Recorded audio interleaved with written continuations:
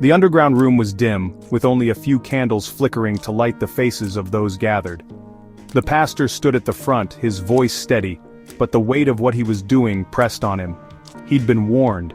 If they were caught, he would be deported, but the believers, especially the women, would face far worse. Their eyes, filled with quiet determination, didn't waver as they listened to him speak of Scripture.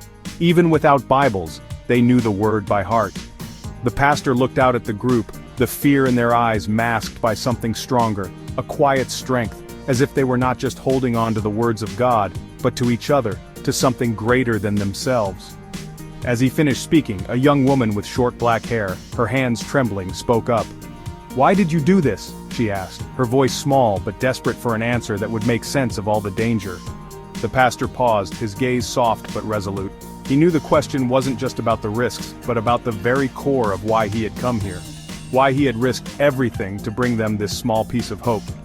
"I promised I will always do the right thing," he said, his words carrying more weight than anyone could have anticipated.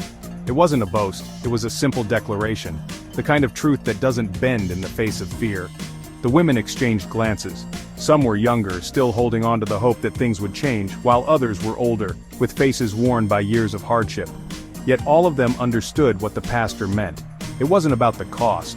It was about the promise to do what was right, no matter the consequences. They nodded silently, some with tears in their eyes, others with a fierce resolve. The young woman who had asked the question wiped a tear from her cheek, but she stood straighter now, as if the pastor's words had somehow given her strength. But just as the quiet moment settled over the group, the sound of heavy footsteps echoed outside the door. The women stiffened. They knew what it meant. The police were here. The door slammed open and Chinese police stormed in, their uniforms dark and intimidating. The pastor stood, but his heart raced. The women remained still, their faces betraying little emotion. They had been preparing for this moment for a long time. They knew what would happen next. The police moved quickly, rounding up the women, their eyes filled with fear and disbelief. One of the officers pointed directly at the pastor, his voice gruff. "You!" the officer spat. "You're the reason they're here! You've broken the law! You'll be deported!" The pastor didn't resist, but his gaze lingered on the women, on the ones who would face far worse than deportation. His heart ached for them, but he kept his promise. He had done the right thing. And that was all he could offer. As the women were escorted out of the room, one of the older women, her voice raspy but steady, called back to him. "Don't forget us," she whispered, her words barely audible over the chaos. "We'll hold on to it, we'll keep the faith."